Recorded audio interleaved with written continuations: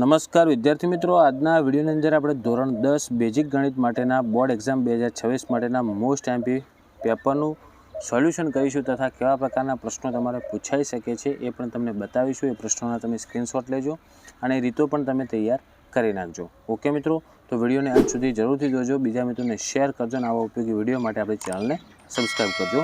વિભાગ એમાં મિત્રો પહેલાં તમારે 24 ગુણનો હેતુલક્ષી પ્રશ્નો આવશે, જેમાં પહેલાં 6 MCQ આવશે। જેમાં જુઓ પહેલો પ્રશ્ન આપેલ છે કે દ્વિચલ સુરેખ સમીકરણ યુગ્મમાં જો A1 ભાગ્યા A2 બરાબર B1 ભાગ્યા B2 બરાબર C1 ભાગ્યા C2 હોય તો તેનું આલેખાત્મક સ્વરૂપ કેવું થાય?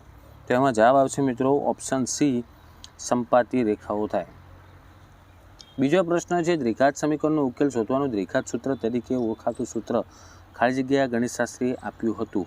તો મિત્રો આ પ્રશ્ન ખૂબ જ મોસ્ટ આઈએમપી છે, આ દર વર્ષે પૂછાય છે, એટલે આ તૈયાર કરીને જાજો। આનો જવાબ આવશે મિત્રો શ્રીધર આચાર્ય। પછી ત્રીજો પ્રશ્ન છે કોઈ સમાંતર શ્રેણી માટે A10 બરાબર મતલબ કે 10મું પદ એટલે શું થાય કે A+9D, એટલે ઓપ્શન સી જવાબ આવશે।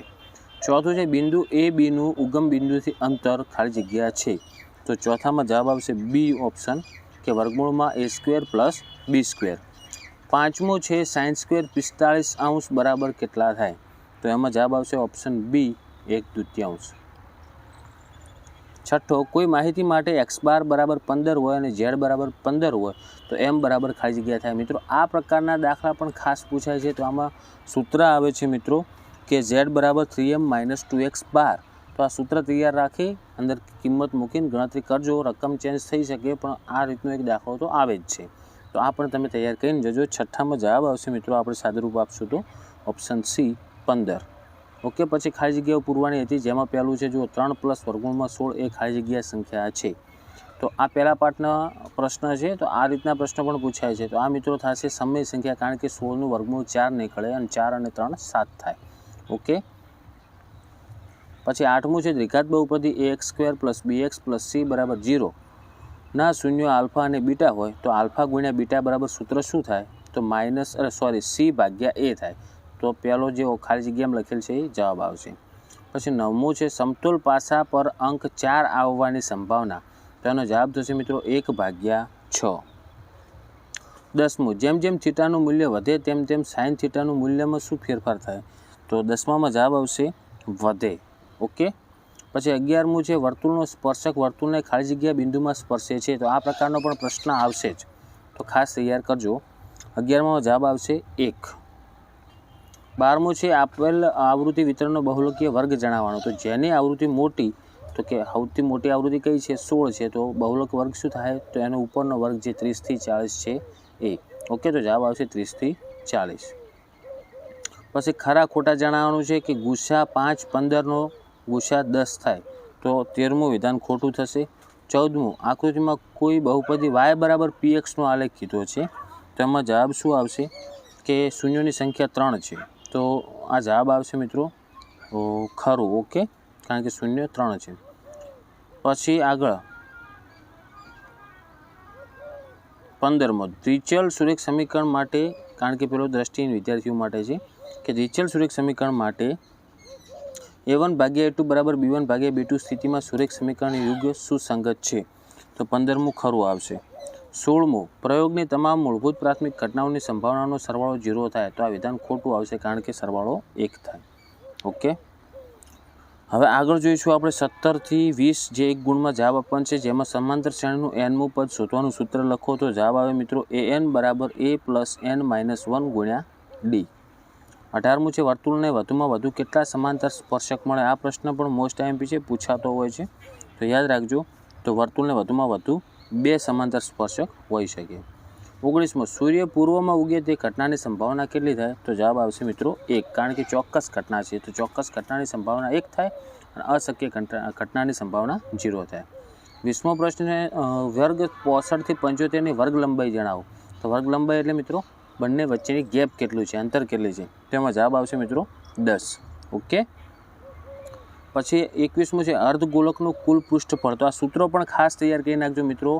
આ પૃષ્ઠફળવાળા, ઘનફળવાળા, દરેક લઘુ વૃત્તાંશના, લઘુ વૃત્તખંડના આ દરેક સૂત્રમાંથી તમારે 4 ગુણનો વિભાગ એમાં આવશે ને આવશે જ જોડકા, તો આપણે બધા તૈયાર રાખવાના, જેથી આપણે 4 ગુણ રોકડા મળી જાય. તો 21મો છે અર્ધગોળકનું કુલ પૃષ્ઠફળ, એમાં સી જવાબ આવશે મિત્રો 3πr². રેડી. પછી 22મો છે 10 રૂપિયાના સિક્કાનું ઘનફળ આવે. 10 રૂપિયાનો સિક્કો મિત્રો નળાકાર આવે, તો નળાકારનું ઘનફળ બરાબર શું થાય? તો એમાં જવાબ આવશે πr² h, એટલે કે ઓપ્શન એ. 23મું છે લઘુ વૃત્તાંશનું ક્ષેત્રફળ, તો એમાં જવાબ આવશે મિત્રો ઓપ્શન બી πr² ભાગ્યા 360. અને 24મું છે અર્ધવર્તુળનો પરિઘ. હવે વર્તુળનો પરિઘ 2πr, તો અર્ધવર્તુળનો શું થાય? πr થાય, એટલે ઓપ્શન એ જવાબ આવશે. ક્લિયર.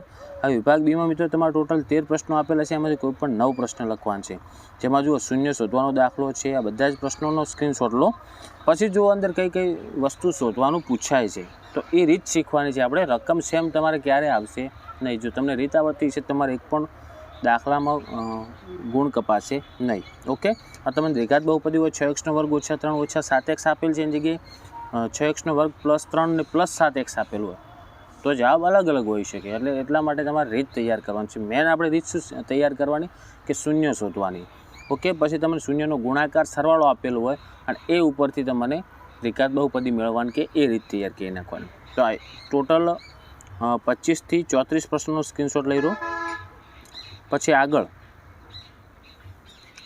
આગળ જુઓ 35, 36 અને 37નો પણ સ્ક્રીનશોટ લઈ લેજો.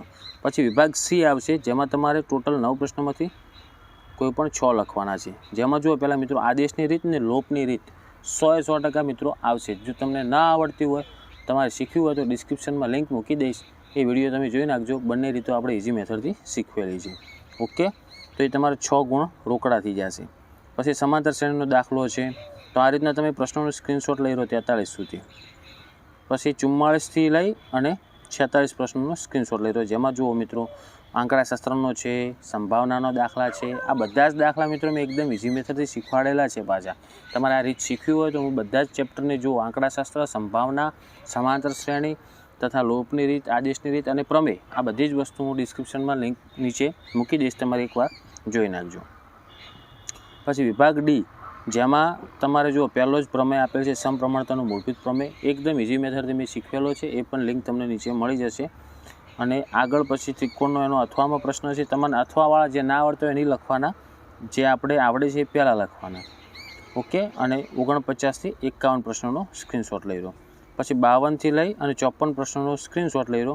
જેમાં જુઓ મધ્યસ્થ લંબાઈ શોધવાનો મધ્યસ્થ, પછી 52 પત્તાવાળો સંભાવનાનો દાખલો છે અને 54માં પણ સંભાવનાનો દાખલો છે. તો આ દરેક પ્રશ્નનો સ્ક્રીનશોટ લઈ પ્રશ્નોની રીતો ખાસ તૈયાર કરજો. ઓકે મિત્રો. તો આશા રાખું છું કે વિડીયો તમને ઉપયોગી બન્યો છે. તો વિડીયોને લાઇક કરો, બીજા મિત્રોને શેર કરો અને આવા ઉપયોગી વિડીયો માટે આપણી ચેનલને સબસ્ક્રાઈબ કરજો. ઓકે. જેટલા પણ વિદ્યાર્થીઓને બેસિક ગણિતનું પેપર છે, દરેક વિદ્યાર્થીઓને એક્ઝામ માટે મારા વતી બેસ્ટ ઓફ લક. હવે મળીશું મિત્રો આપણે નેક્સ્ટ વિડીયોમાં. Thank you so much for watching my videos. Thank you so much.